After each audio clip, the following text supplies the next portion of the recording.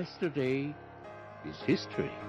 Tomorrow is a mystery, but today is a gift. It is not our abilities that show what we truly are. It is our choices. Hello and welcome to Jen Taylor Rerouting, where being rude is never acceptable, but sarcasm is welcome and swearing isn't always a bad option. Let's get started. Hello everyone and welcome to Jen Taylor Rerouting. Thanks for tuning in. If you need more information, just go to jentaylor.net, where I have everything at your disposal, from what it's like to live as a mom to 13 kids, to my podcast, public speaking, coaching, or purchasing my book. All in one place, jentaylor.net, easy peasy, lemon squeezy. Today I have the pleasure of interviewing Brian and Carrie. How are you two? We're great. Thrilled to be here. That was like in stereo. I know. We're great. We do that sometimes. You guys have a website. It's brianandcarrie.live, which is astounding. Is that the best way to start finding you if people want to find you? Actually, no. You could definitely go through that port, but to be honest with you, the best place would be on Facebook. So Okay. on Facebook, we have a page. It's called simply Brian and Carrie, and it's the ampersand.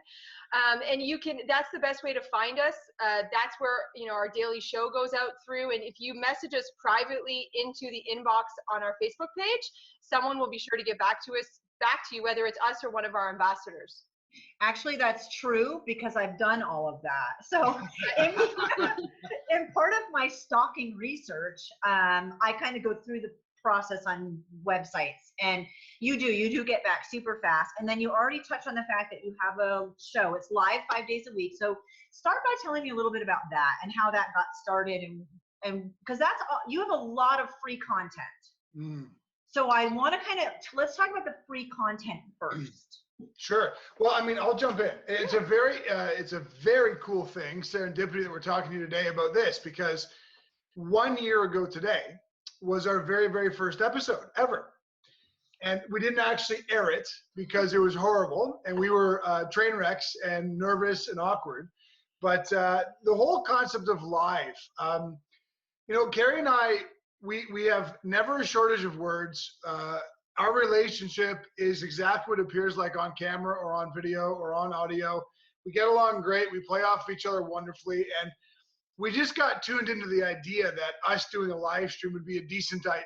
Literally, we thought, hey, let's give it a whirl. Yeah. And that's it. So we started out by taking Carrie's cell phone, propping it up in a garbage can, sitting on our living room floor and pressing go live, and just started talking. And we realized very quickly that we loved it. We loved the interaction.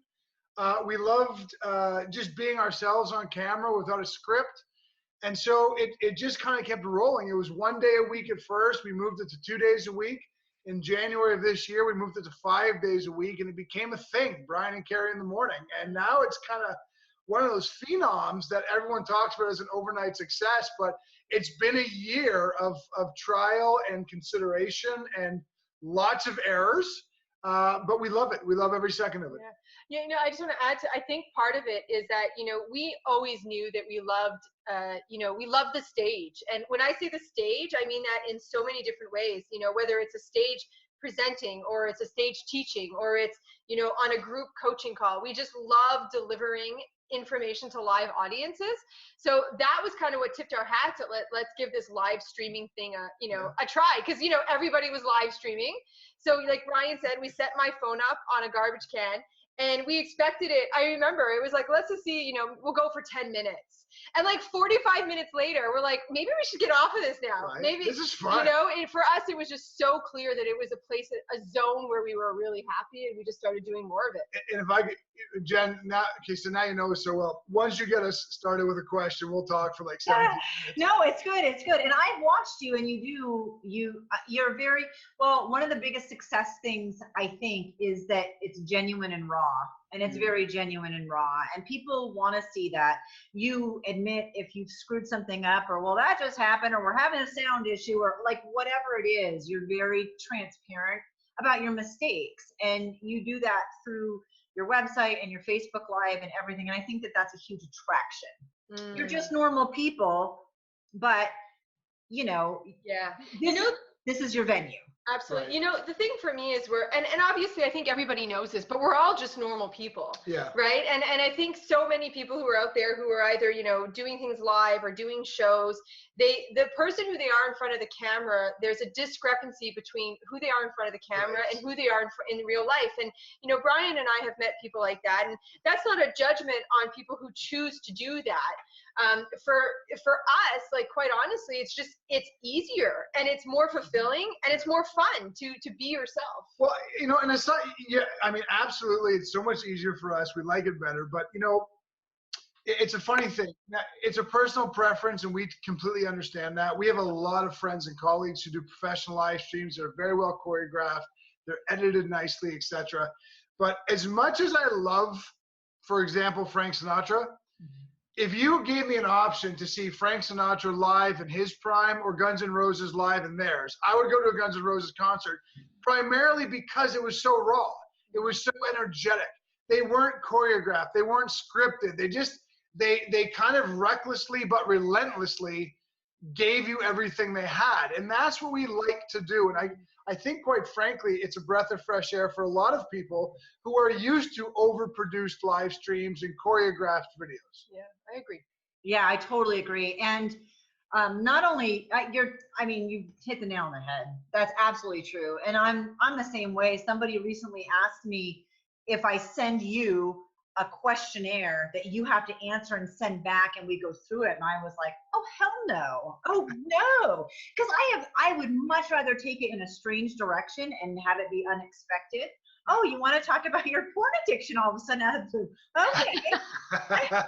All right. You know, because I would have never gotten that content without that. Yeah. And that's a content that makes us relatable to other people. And it's that whole same thing where, you know, you have a Facebook persona, the real persona and the fake persona, and they should it'd be so much less exhausting if they were all real. So Agreed. I want to go back a little bit to when you guys met. Now, Brian, you have a daughter. Actually, no. Carrie's got 2 biological kids. I have no biological kids. That's not okay. So I wanted to first, because there's something that you wrote about how your daughter's your best friend. So it's actually Carrie's daughter. It is. She's my stepdaughter, yeah. Got it. Okay. I wanted to clarify that because I remember when I looked through your stuff, I never saw anything about you. So you were in Chicago, Mm-hmm. Brian, and Carrie was in Montreal. I'm from Vermont. So we used to go to Montreal. You're kind of smack in the middle of both of us. You're local. we would go to Montreal in college when we wanted to, you know, get off the grid back in the day. Or drink when you're younger than 21. Exactly. Right? Yeah. Yes. That's really what that means. That's all that means. So how did you guys meet?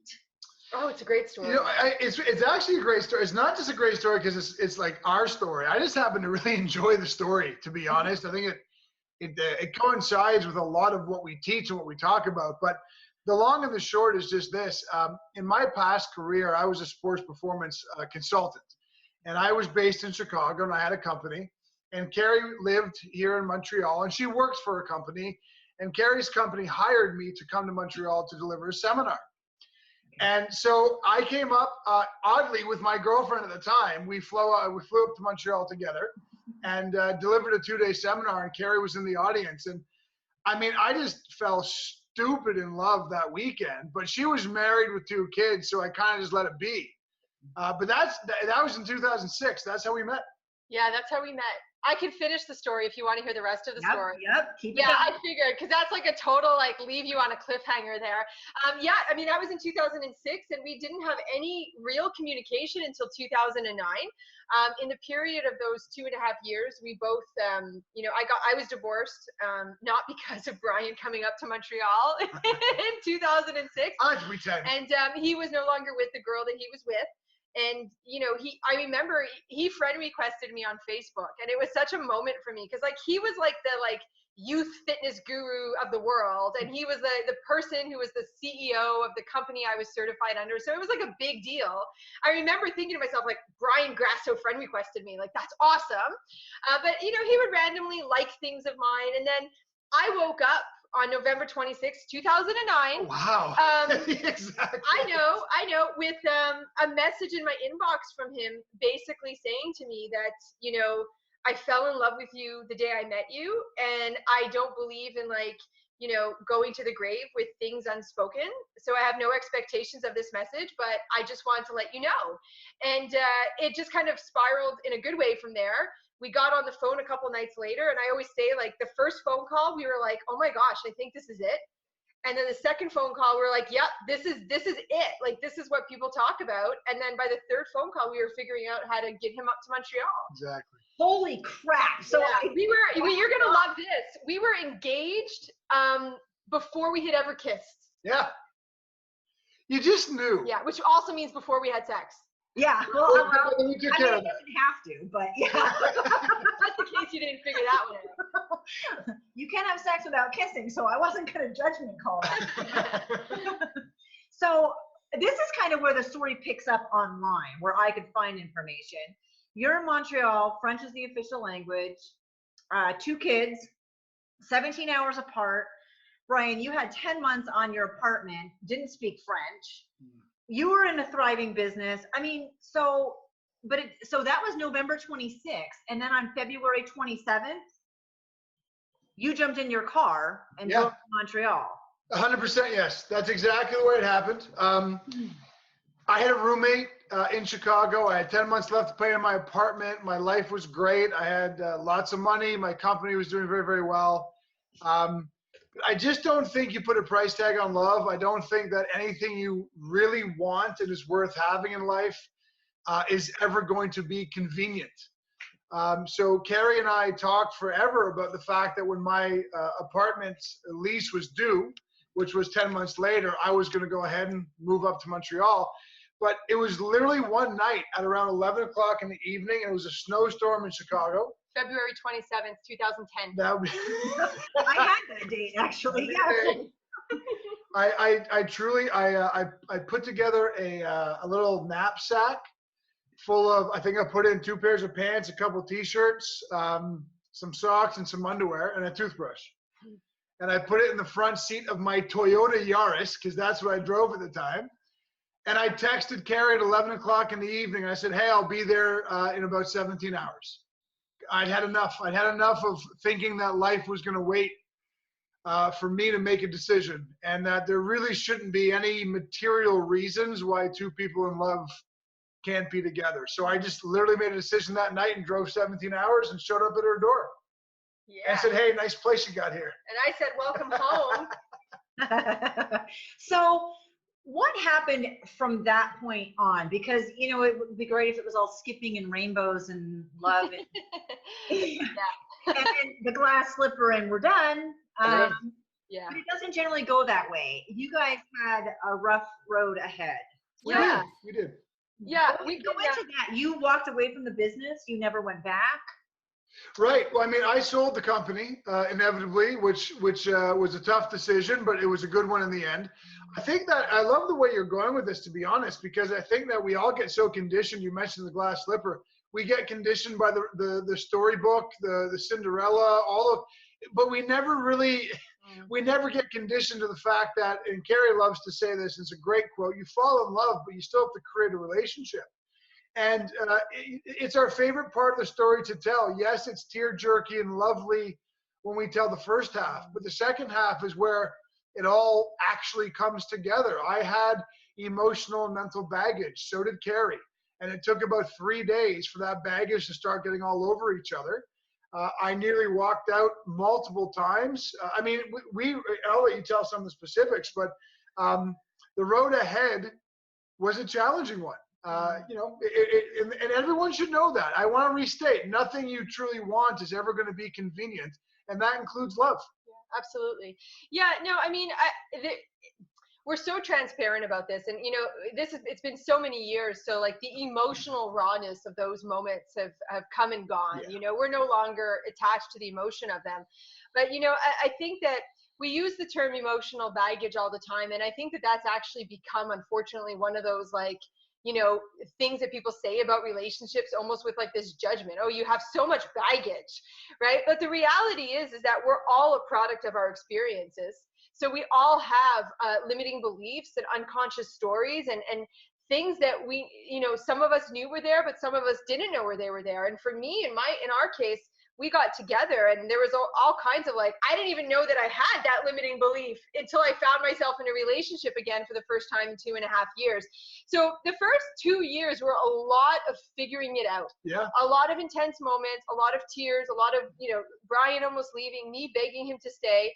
And we used to always come back to the promise we made ourselves when we got together, which was we were going to make this work. And, in those most difficult times, that's where we came back to, and it didn't make it easy. It involved a lot of work. And again, I want to say, I think in relationships, people make the assumption that the work is hard and that the work is so dreadful. But, when you want the best in life, I think you have to put in the best of yourself in order to receive it. I always feel like sometimes tell me if this is a good direction to go. You're at the checkout line at the grocery store and the lady says, "How are you today?" And you're not great. Now, it's okay to say, "I'm doing well, thank you, how are you?" and just be polite to get out of the conversation.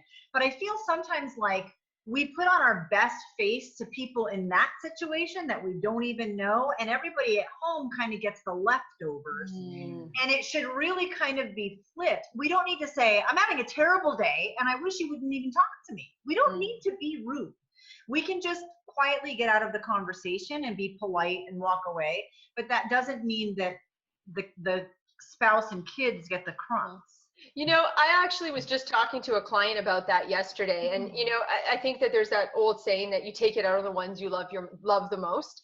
And, if we were to strip that back to the understanding of what's going on in those situations, I think that with our loved ones, we feel the most safe and secure.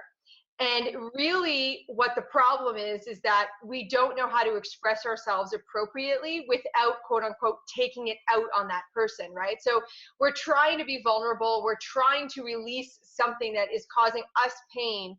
But because we're not really equipped in life to deal with not being reactive, it ends up kind of like verbal diarrhea or reactive ninny coming out all over our spouse. But in the end, there's a security there, and I think that in relationships we have to learn how to communicate that and find ways to be non-reactive but allow ourselves to be vulnerable, because that's where we grow from.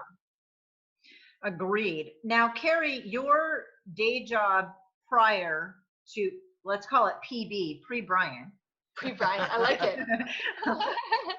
You are a licensed counselor and you work with kids with special needs. So how much, I have a son who's autistic. I did foster care for 12 years. So I totally get how hard that is. I worked in the nonprofit sector with treatment level foster kids. How did that help the foundation of what you're doing now?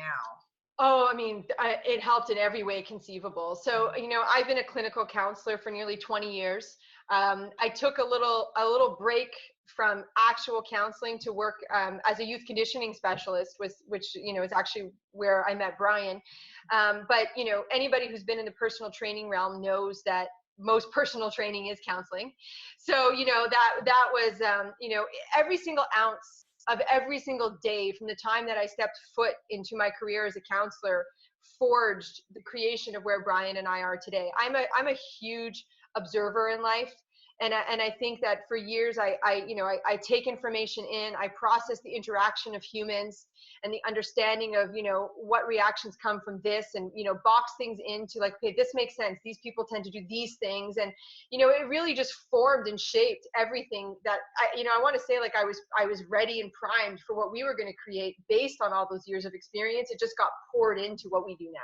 And I would think, Brian, the same thing with the fitness and sport education and everything you did. You were working with Olympic level athletes, not like, "Hey, you want to train me down at the gym? I'm a mom." It was a pretty big deal, the people you were working with. Well, I mean, yeah, I was a performance coach, Olympic athletes, professional athletes making millions of dollars a year, national team athletes who were hoping to represent their country or their countries at different events. There was a lot on the line for those athletes, but whether they were amateur or professional. It's a very interesting thing. It actually reflects and mirrors exactly what Carrie just said. When you hear performance coach as it relates to sport, I think a lot of people conjure that you probably had a lot to do with the training or the physical prowess of these athletes. And in part, that was my job. But most assuredly, I can promise you, I've been asked the question a million times, what separates the gold from the silver medalist at a given Olympic Games? And the answer is always the half square foot of real estate between their ears. Mindset it was 90% of what I did with those level athletes. I mean, athletes, aside from being legendary and heroic and all of our heroes, they're real people with real stress. You get a baseball player going 0 for 27 who just signed a $10 million contract. All of a sudden, he has amnesia on how to hit a ball, and he's on himself constantly. That's just one case example, but everything I did back then was about human performance from a mentality standpoint. So it dovetailed entirely into what Carrie and I created. Who's the author of our program? No, I mean, I'm looking at your website while we're chatting. And so I'm seeing like bullet points of what you guys have done. And it's kind of both of you combined. There's screenwriter, best-selling author. Who's that? Well, we're both best-selling authors, incidentally. I was a screenwriter. I think writing is more of my gig. Yeah, no, absolutely. I kind of enjoy the process. Actually, I don't. I hate it. But I'm good at it. So I do it. Whatever. So we have a mutual friend. It's my book editor, and you met her through Joe Polish's Genius Network, and she's an editor by profession and a very, very good editor. And she brought home from Genius Network your journal. Yeah. And I might have kleptoed that from her house. Awesome. And then I tried to go online to buy it, and I couldn't. So she doesn't have it anymore. I don't think she needs it.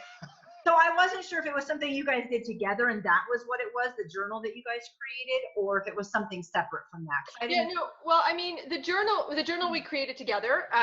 The reason that's not available to purchase on Amazon is because it's part of our community program that we have called the Clubhouse. That when you become a member of the Clubhouse, you receive that as part of the package. And then just really quickly, the most recent books that we've authored, Brian's is Mindset Matters Most, and mine was People Pleasing Almost Killed Me. So those came very close together in the last couple of years. Yeah, they were released actually only a few months apart. Yeah, a few months apart. Awesome. I don't know how I missed that, but I'm glad that we did a shout out for that. I'm going to read something from your website, and then I want to discuss it. You wrote, depressed, overweight, broke, near bankruptcy, lonely, divorced, both of us at one time about 10 years ago. And we tried everything you tried because, like you, we thought the answer had something to do with learning some kind of secret we didn't already know. Tell me the low. What was the lowest point? God, for individually and collectively. Yeah, because we both had individual lows prior to coming together. Well, I mean, I topped out at about 285 pounds.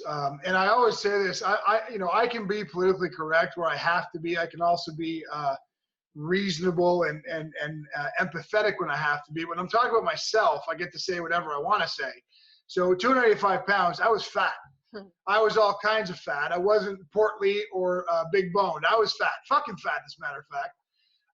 And that was when I was a fitness professional, which really adds to the mental despair of it all, because people are counting on you to lead the way for them.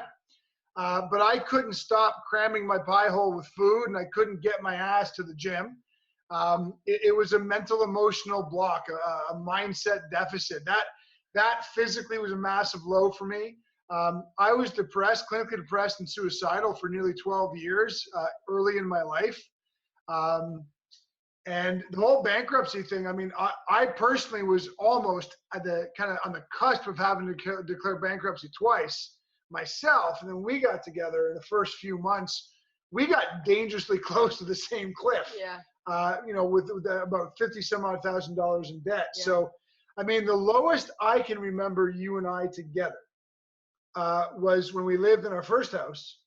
We were definitely in that 40 to 50K in debt range, no prospects or understanding of what we were doing in business, constantly fighting. And these were egregious fights. Like these were loud, I throw shit at walls kind of fights.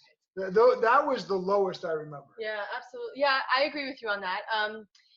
For me, personally, my lowest low, gosh, I remember this moment so well. It's so funny how you can go back in time and remember moments.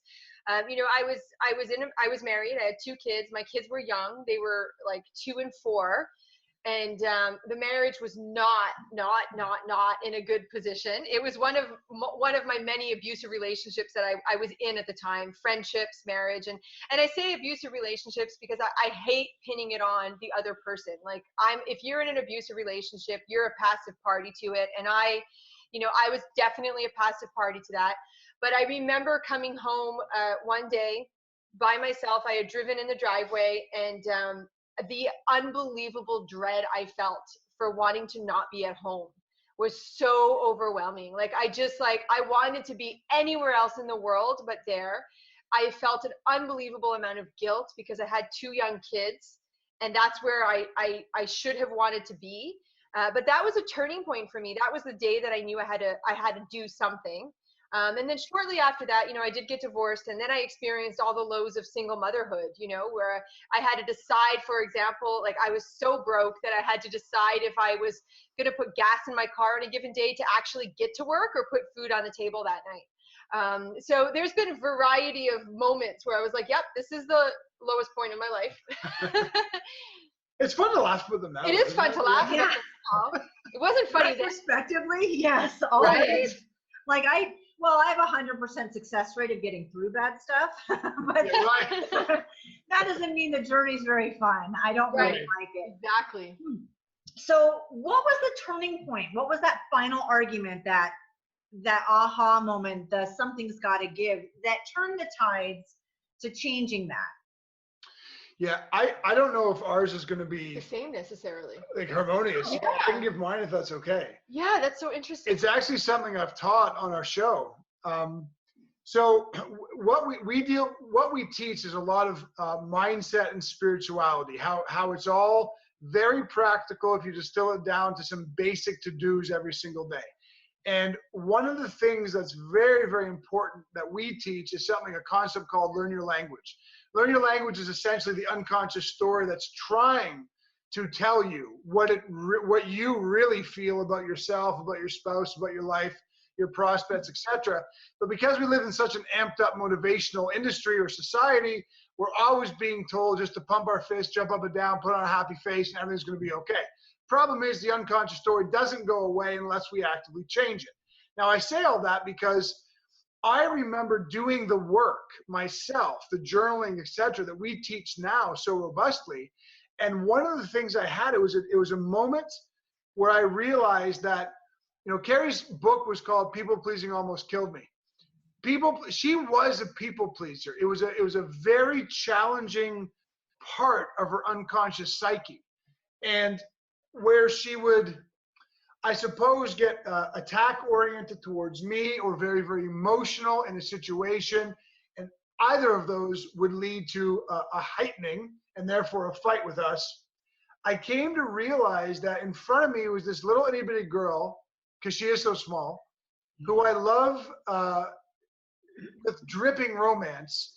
And her tears and her anger are not who she is. Her tears and her anger is a frustrated shell around her, where all she wants to do is express to me how she feels and love me properly, but she doesn't altogether know how. And in that moment, it just snapped to me that I need to see her in a more naked, vulnerable way, that every time I saw tears or accosting words, I needed to reframe them as a beautiful young woman trying to love properly. And there was just a moment of clarity that sunk in. And I wish I could tell you it was on this day of this year, but it was within the last 6 years. I know that. And that moment of clarity is when it all started to change for me, because the compassion in that moment that I started to extend to my fiance at the time, I realized how much I had to be compassionate towards myself as well. That I was angry. And I didn't know why I was angry, but it wasn't really me. I just wanted to love her well, love her kids well, build a business where we could help people and deliver them from the pain that we had seen and experienced ourselves. But that moment where I realized it was all a game of compassion, that's what changed everything for me moving forward? I love that. This is a great question, because I love that there's, Great question. sometimes I want to say that there was probably a lot of little moments that led up to the big moment.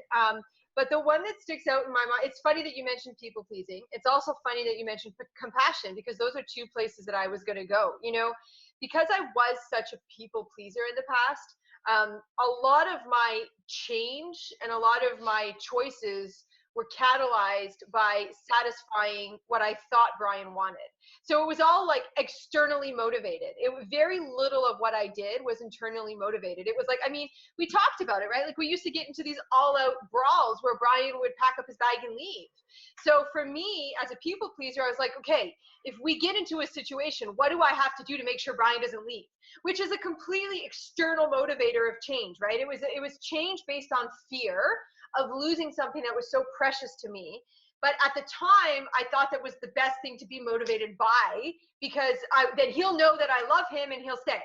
But for me, it all changed the day that I really accepted the fact that it had to be an accountability to myself.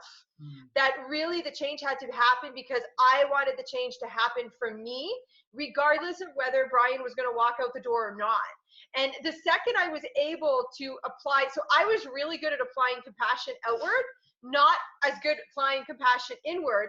But once I learned to say to myself, okay, you know what? No, nothing that's happening right now in my world is because of Brian or because of this. It's because of me. And what is going on in my world? What mirror do I need to look in to create that change, but drive that change because of an internal decision, not an external one? That's the one that really, for me, was the big change. How do you figure out, because you're both saying very similar things, it's a look inward, have compassion outward, sort of both directions. How do you use that mirror to figure out exactly what it is you need to do within yourself to then be able to go outward? Can I start? Of course. Okay, so our system runs off of one concept, and it's called the 4 A's, which I suppose makes it 4 concepts, but it's one concept.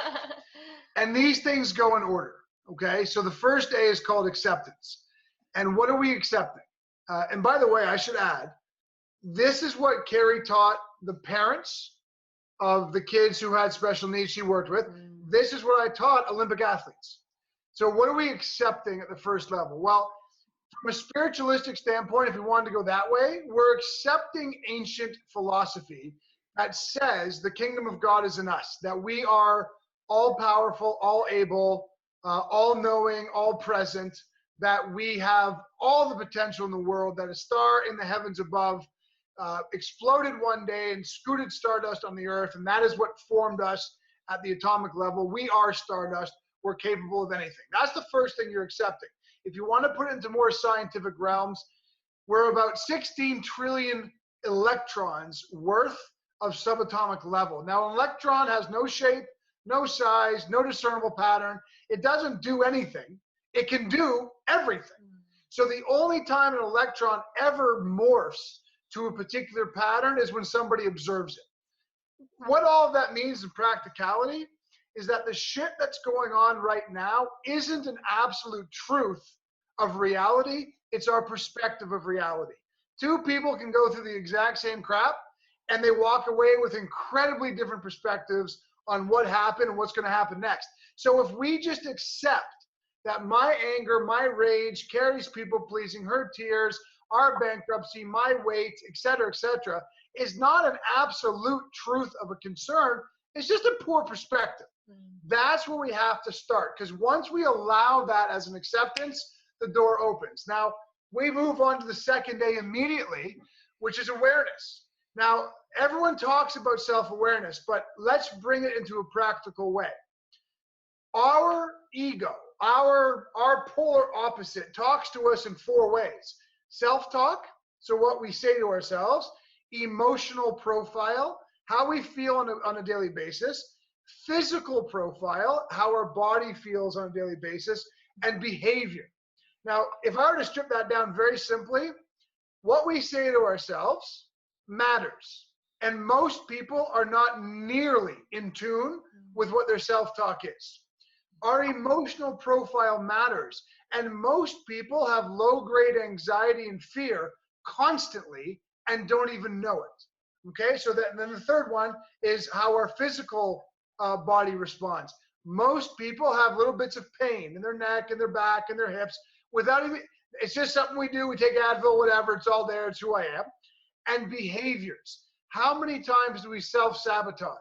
Our weight training, our diet, our business. So those are the 4 things we want to gain awareness in.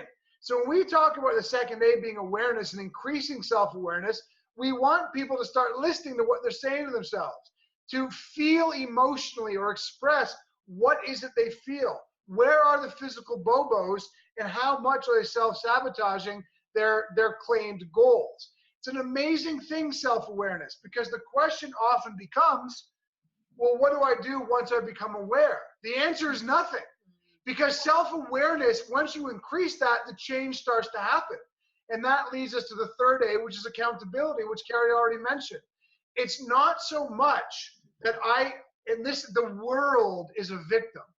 It's the economy's fault. It's the president's fault. It's the Muslims' fault. It's the Democrats' fault. It's the man's fault. It's the woman's fault.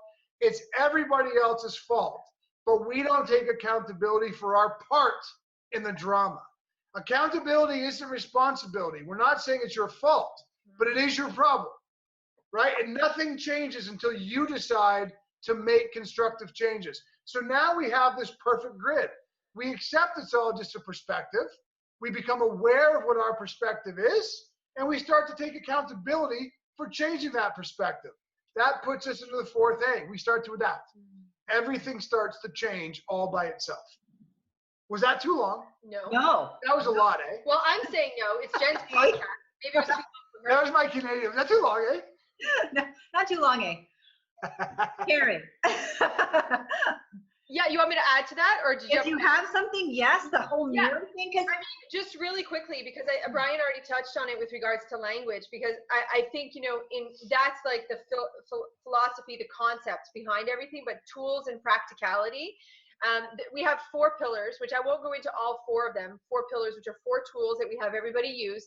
And the 2 most instrumental of the 4 are learn your language, which is essentially every day taking the time to, 5 minutes a day to start to tune into what is your physical self telling you, what are your thoughts telling you, what are your emotions telling you in the negative form, right? Any negative thought, any negative feeling, any negative physical symptom or action is a product of something that's not serving us, and we probably want to work to create change there.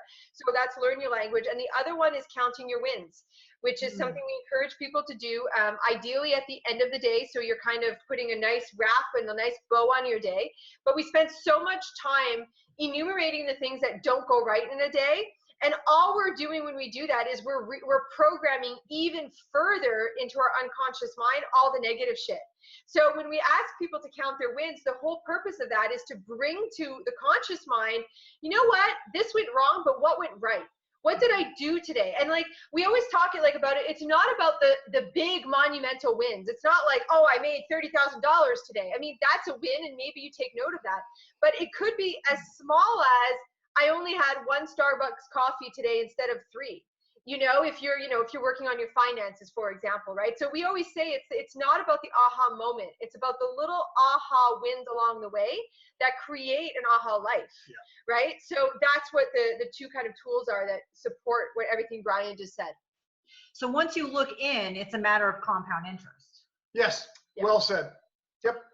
I love compound interest because it can work for you or against you. Yeah. Right. Even in the friends you have, I tell my kids, once you learn compound interest, okay, look at your friends. That's compound interest. Right. And it can work for you or against you. Your lifestyle, your diet choices, everything in your life is compound interest, and you can get it to work for you. Yep. Or you can allow it to work against you. 100%. Yeah, absolutely. Yes. Okay, I'm going to ask a question that's totally switching gears because I want to know. You guys got married. There's a video. I've watched it because I cyber-stalked the shit out of you. But you make a comment how one of you didn't know. So you did this event. Tell me about the event that you did, and then like how do you decide we should probably get married and one of us doesn't know, and surprise, and tell me about this because it's not clicking for me. Well, we owned a company called the Mindset Performance Institute, which we've since sold, but it was an educational company that taught people how to become mindset coaches. And we had an annual event, and this one was in Connecticut. At a good friend of ours, he was also part of the staff and the executive branch of the Mindset Performance Institute. We were hosting it at his facility. And, you know, Carrie and I had talked forever. I had been married in the past and divorced. Carrie had been married and she'd been divorced. Neither one of us care about marriage. It's when I look at contemporary marriage and I think to myself, gosh, like gay rights and marriage and this and that, I'm thinking to myself, you know, at some point in history, we made the mistake of saying, hey, we're really in love. Let's get the government involved in what we're doing. Like that was the error. So we aren't marriage people. If you want to get married and you're happy, great. If you don't, wonderful. It's just not, we don't care. So yeah, so having said that, I got this burr up my butt. And I said, you know, I know for a fact that Carrie loves my words. She loves when I tell her or you, Jen, or anybody things about her, how I love her, etc. And I thought the ultimate place to do that would be in a ceremony, like a wedding ceremony. So then I called my friend who we were hosting our event at his facility. And I said, hey, do you want to get ordained? Just go online. Like it's free. Just go get ordained. Because then it's legal. And then you want to preside over a surprise wedding that I'm going to hook up. And he was like, of course. So he got ordained. I didn't tell Carrie. I didn't tell the kids. Nobody knew except for me and our friend who had gotten ordained.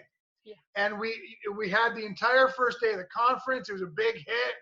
And I put out announcements. Hey, guys, end of first day, stick around. Big, exciting event coming up at the end of the first day. And Carrie's like, oh, what's the event? What is it? And I'm like, oh, well, we got dinner catered in, and we're going to surprise. No, a student of the year. Oh, yeah, student of the year. That's right. And we got a big dinner. We're going to surprise her. It was like, oh, that sounds like fun. And then right after the student of the year award, I said, I guess everybody just kind of keep your seats because there's one more surprise, and nobody knows, but I'm going to marry Carrie Campbell right now. He didn't say it like that. He left me hanging for like 3 minutes or something like that. I even wrote her vows for her. It was so good. Let's do it again. Okay, so Carrie was a month ago. The kids didn't know, like nobody. No, you know, that's actually a really interesting story because our kids weren't supposed to be with us in Connecticut. There was a fluke incident that they ended up being with us for that event. So they had absolutely no idea either. It was a complete surprise for them. It was great. Yeah. I really enjoyed it. If you watch the video back, you can see our son looking really confused. Yeah. And Maya, our daughter, crying her eyes out. That I saw. So I thought maybe the kids were in on it. I could not put it all together. So it wasn't like you guys hadn't talked about it or had that intent at some point. I mean, actually we had it. Actually, that's the funny part about it is we had pretty much decided we weren't going to get married because we didn't really care about it. So it was it completely blew me away. I had I knew that if Brian was doing, the reason I cried so much is because I know our stance on marriage, and I know it had nothing to do with the marriage. It had everything to do with the expression of love that he felt for me. But it totally caught me by surprise because we had no plans on ever getting married. Wow. That's how I felt. Yeah. Well, yeah, clearly. Okay, well, I got that question answered. It's an amazing story. Like it wasn't enough in the beginning, Let's add that one. So you guys took how you felt about each other, the baggage from the past, the jobs that you had, the degrees, whatever, however you want to say that. And you created this amalgam of information and story, and you created your business. Yeah. I mean, yeah. Basically, yeah. I think, yes. In short, yes. In a longer form, yes. We took all of the information that we knew from both personal and professional experience and study, and found, Brian's got a really great knack at finding the hole, and in the self-help industry, there's a massive hole. The massive hole is that everybody wants to change, but nobody really knows how to do it. You know, so the number of times, like, you know, people read Deepak Chopra books, and I love him, so I'm not like, you know, but people read Deepak books and they're like, oh, you know what, like, that's it, true self. I want that. I want to know how to find that. But then they close their book and they're like, okay, but now what? Right? And so people get motivated and hyped up from events, and they get home, and 3 days later they're like, but now what? And so for Brian and I, what we came together to create was essentially the bridge between this is where you are and that's where you want to be, and here's how you're going to get there simply and easily, and create sustainability for the rest of your life. Yeah. So we took all of our information, we tried and tested multiple things with ourselves, with clients years ago, and we found, you know, where we're at now, which is, you know, the sweet spot. Absolutely. So I've done a lot of the conferences and all that stuff too. One thing that is prevalent in my mind is the word fear, which is not untrue. So what fears are holding you back? What fears you need to, you know, and you go through this list of fears, none of which I personally have. It may hit 98% of the population that you're speaking to. You come at it from a completely different vocabulary. So your vocabulary is eliminating your limits. Yeah. Okay, it still could be fear-based, but not necessarily. It comes from a more positive vocabulary. So now you have all of this free content, which is amazing, and people can find like a shit ton. It's amazing. Tell me where that ends and your clubhouse picks up. And I know you're good at finding the holes in things and figuring this out, but you really come at it from a different perspective. Mm-hmm. And yeah, it's very refreshing from someone like myself who's like, I don't need to hear about my fears anymore. I get it. But you have this, so talk to me about that stuff. Yeah, well, I mean, you know, if I were to make it just as simple and plain as possible, and this is part of the free stuff we give away, we've done all the research on the neuroscience and the physiology and everything else related to the brain and the unconscious mind. We've corroborated it with all the spirituality from Buddhism and Hinduism and the truly ancient philosophies of Vedic and how they all transpose to today. And essentially we've combined all of that to say, look, if you really want to change your mind and your spirit, then it boils down to 4 exercises that you do every single day. And those 4 exercises could take a collective of 5 minutes or ambitiously an hour. It's kind of up to you. We don't tell people how to do it. We always joke, you know, somebody will say, what's the very best exercise in the world for me if I want to get in shape? And our answer is the one you're going to do. That's the best exercise, right? So what's the best way to do these 4 tools? Well, the way you're going to do them every day. That's the best way. But essentially it boils down to this. First of all, we want to count our wins. The human brain is programmed to be very negative. That is evolutionary. That is biology. It's no one's fault. We are just negative beings in the gray matter. But we can change the synaptic connections. We can change our perspective fluidly over time if we opt to locate the wins of every single day in every single situation and focus on those. It doesn't mean that bad's not going to happen. It goes back to the first day. It means that our perspective changes when that bad happens. We start to see wins all the time. And if you've ever worked with somebody who's negative, and you've shown them how to count wins and help them do it simply and consistently, they physically look like different people 2 weeks later because their perspective on life has changed. So that's the number 1 exercise. The number 2 exercise is called review your direction. Now, this is a simple bypass of what we know to be true about the human brain. Whatever we put in the actual conscious brain and focus on a regular basis, we begin to change the language of the unconscious mind. So we all have goals. We all have ambitions. The biggest problem is people know they want to lose 25 pounds. They know they want to start a company and make $1 million, but they don't talk about it or review that on a daily basis. So you put it like a New Year's resolution. You put in your brain one time, and then you kind of stop thinking about it. And by January 21st, you're no longer working towards it.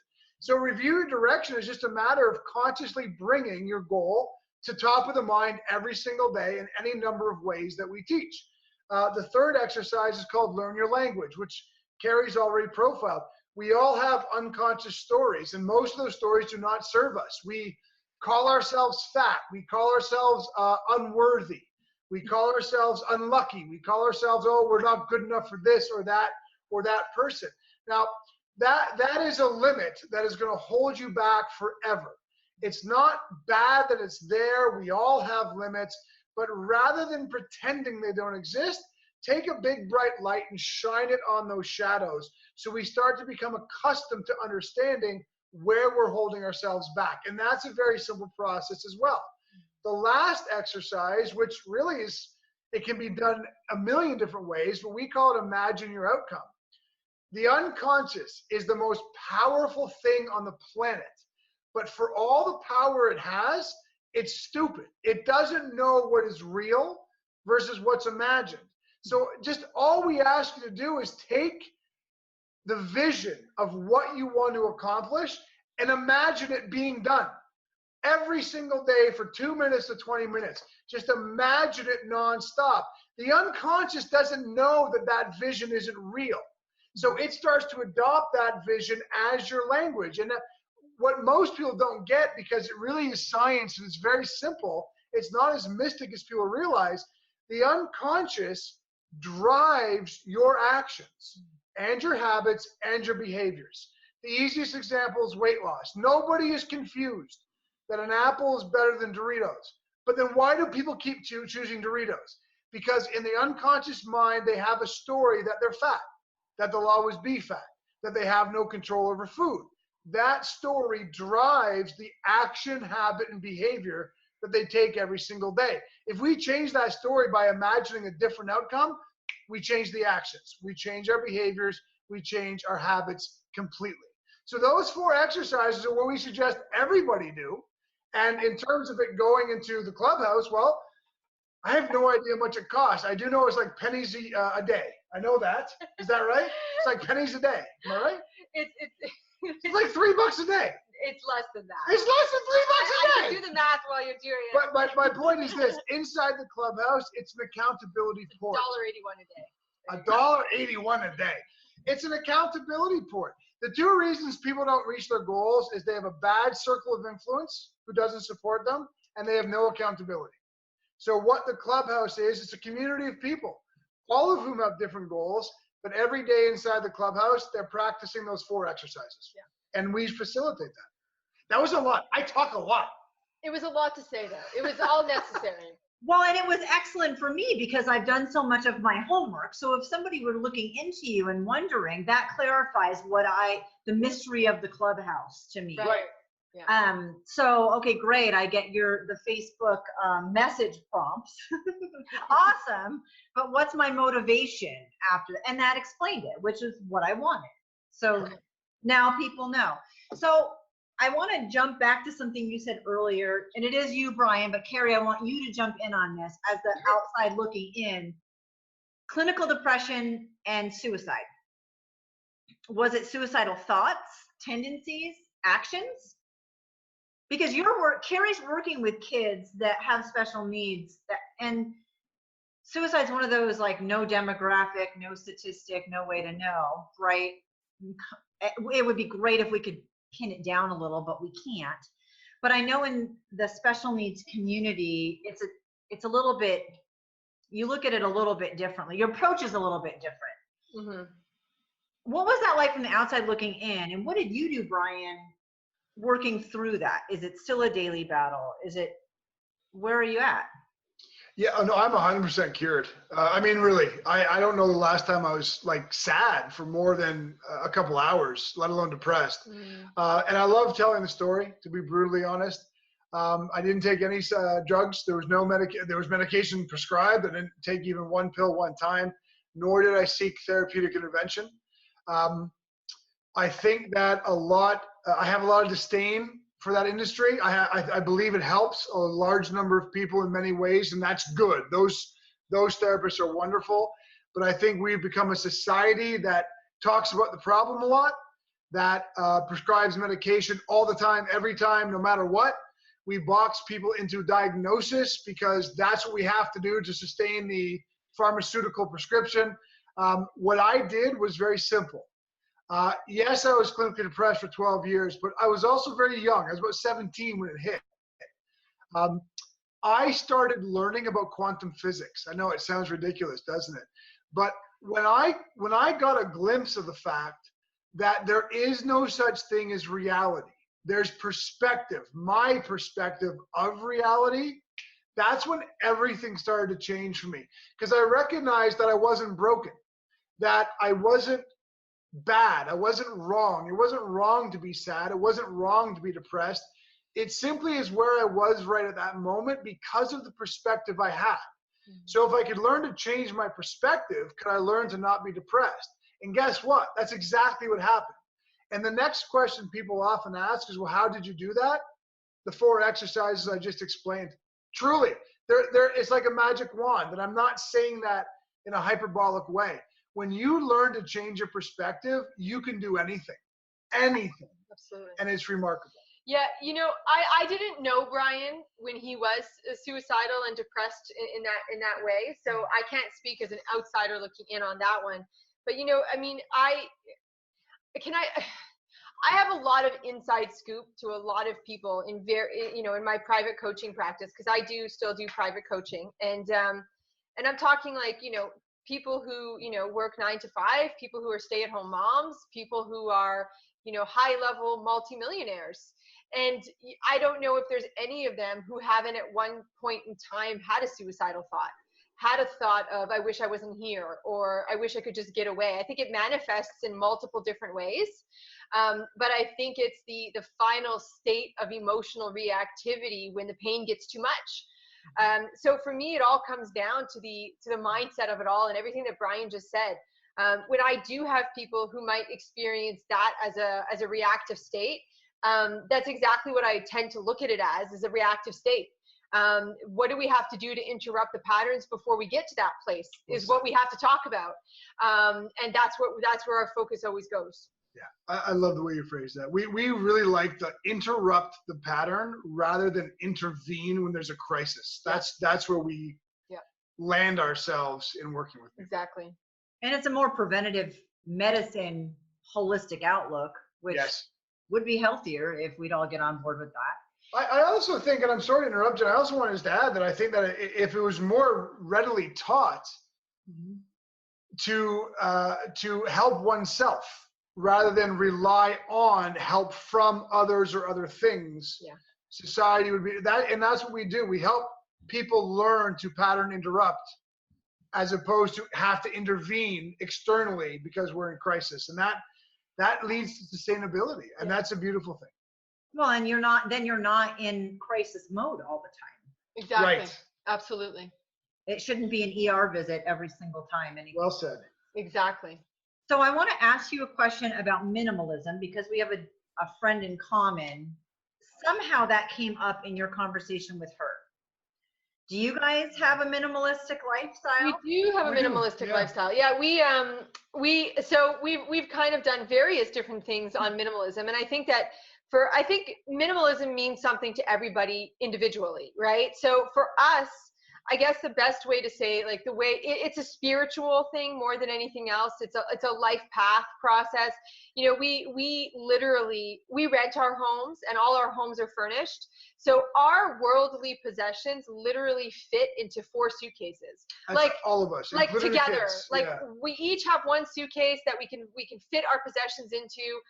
It teaches the process to our kids, and for us, we practice it as well as not having attachment to objects and to things, but attachment to life and experience and the world around us. So yeah, I mean, you want to. The genesis of it really was rather innocent. I think that, like a lot of people, Carrie and I realized one day that we had too much stuff, and we had a 4-bedroom, 2-story home and on an acre of land, and we barely went into one of the rooms, which was the largest room in the house. Right. We just had too much stuff, and so we decided just to play with the concept of minimizing. It was not minimalism at the time. It was just kind of purging to a degree. Right. But it got really contagious, and addictive. Yeah. So we kept going and kept going, and within about 6 months, we had moved ourselves and our 2 kids from a 4-bedroom, 2-story home into a very small 3-bedroom apartment which was awesome. And we didn't have a lot of, but even then we had more stuff than we needed. We had way more than Right? now. Yeah. So we kind of kept going, and now it's a wardrobe thing. Like I said, we rent beautiful homes. They're always furnished. We never have furniture that we own. And we have what we call a 4-suitcase lifestyle, and everyone in the family gets a suitcase, and your possessions belong in that suitcase, and that's it. The whole reason for us, I think, is twofold.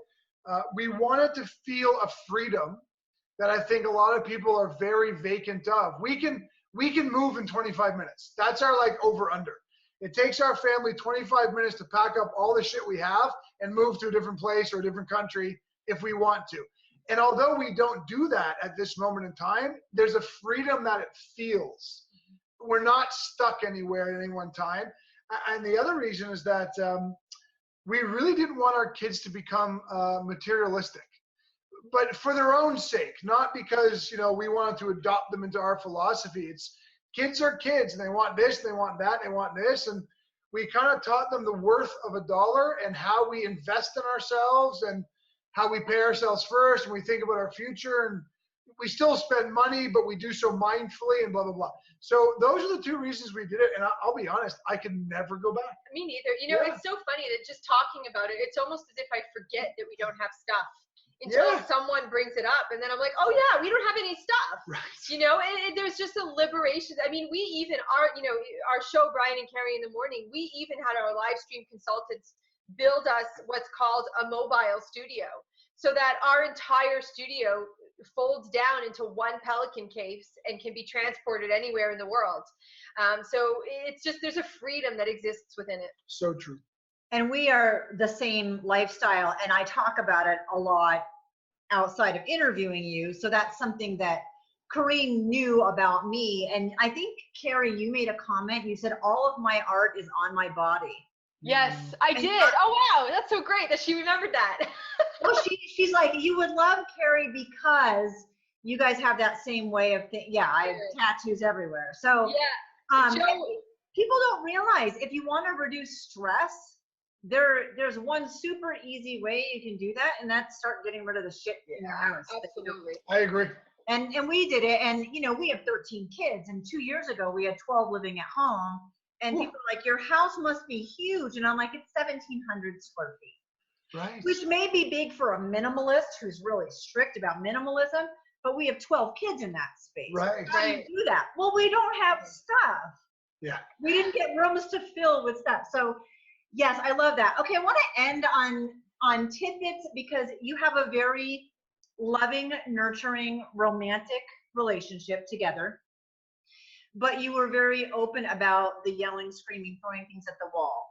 Yeah. So shift for me in relationships, because it's not just in marriages or partners, but in your relationships with people, how is that shift from that angry state into that more romantic, loving state? And what do you do to maintain it? Because if Dane came home with flowers, I'd be like, why'd you spend the money on that? And I don't even own a vase. So it's not romance in the traditional sense, right? Always. Right. No, of course. Yeah, that's a loaded question, because relationships happens to be my favorite topic, so I could say 1,000 things right now. So I'm going to actually address in my opinion, one of the most powerful ways to shift out of the yelling and screaming into the working together is based on the whole notion of understanding instead of relating. Thank you so much for listening in to Jen Taylor Rerouting. Like, share, and of course comment. I welcome input with attitude.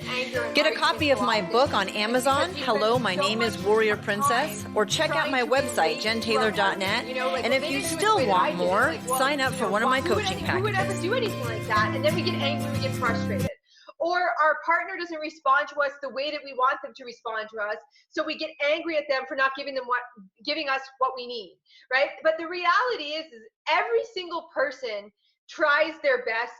They honestly do, and more often than not, your partner is merely giving you what they would want to receive, right? So we spend so much time trying to relate to our partner, when really what we need to do is understand. We need to understand that our partners are trying. We need to understand that our partners have, limiting beliefs just like we do, that our partners, you know, maybe we can't relate to the fact that, you know, I couldn't relate to Brian throwing things, but he couldn't relate to me crying every day. But we could understand that those were both products of expression of frustration and anger, right? And the second we stopped trying to relate, AKA stop trying to change what our partner is doing, you're actually able to step into your accountability better. Because you're like, you know what? I don't need to change him. I don't need to relate to this. I merely need to understand and then ask myself, what can I do to better the situation? I'm going to add one thing if I could. Yeah. If you went to a nutritional coach and said, I'd like to lose weight, what should I eat? A good nutritional coach will say one question back. Well, what are you eating now? The reason is that I can't possibly tell you what you need until I know what you're currently doing. Assessment is the name of the game in so many industries. Before we increase our business, we have to assess what's our business doing now. These are common things. So this is a very non-romantic way of phrasing it, but it actually has changed a lot for us. There's a really famous book that we advocate everybody read, The 5 Love Languages. Oh, yeah. Yeah, I tell you, you know, it's changed so much. Like, it's an assessment, right? I did not know that as a receiver of love, you know, what's that? Here's acts of service. Acts of service mean more to me than anything else. And I did not know that words meant more for Carrie than anything else. And it's, so like, here, flowers, I could go and buy flowers and Carrie would be like, what the fuck you buy me flowers for? Right? And she wouldn't be rude. It's just, flowers, the fuck do we need flowers for? Can I give an example of that? No, I was going to say one last thing is that, like, but you know what? Every single morning, Carrie makes coffee. And I put the cream and the sugar in the 2 mugs. And just so, because I take a bit more cream than she takes, every morning I write a little note and I point to my cup and I write moi, because I'm not French, but she is. So I try so hard to be French. I write moi, this is for me. And then I point to her cup and I write down a French sentence, like something goofy, like I love you and your feet, like something stupid. But you know what? It's words for her. And that little act of writing a small 15-second little note every single morning in appreciation for her making coffee has meant the world to her. It's so easy. Yeah. If you just assess and know your partner well, it becomes, romance is so simple at that point. It was a clusterfuck before that. Yeah, it was. Yeah, I mean, you know, it was just an interesting thing because words are my thing and acts of service are Brian's. So like he's a writer, and while he was, you know, before he moved here, he used to write me poetry all the time. But when he first moved here, he stopped, and I'd be like, I don't understand why you stopped that. Like you stopped, you know, I get so upset, and I'm like, I don't know why. And he would be like, you don't know why. Like he goes, I don't understand. Like look at everything that I did for you. Like I moved to another country and etc.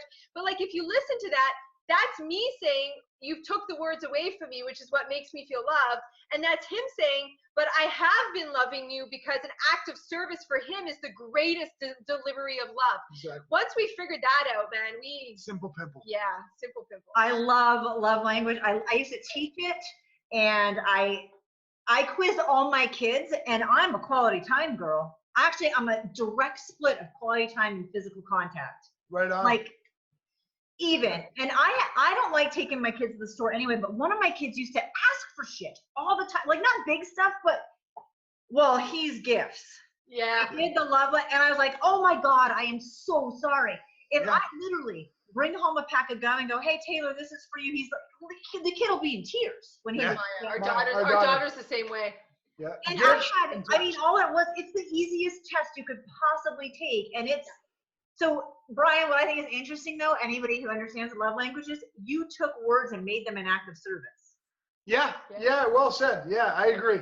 Because you give love the way you want to receive it and vice versa. And so like, I can see you cleaning the car and her being like, that's nothing.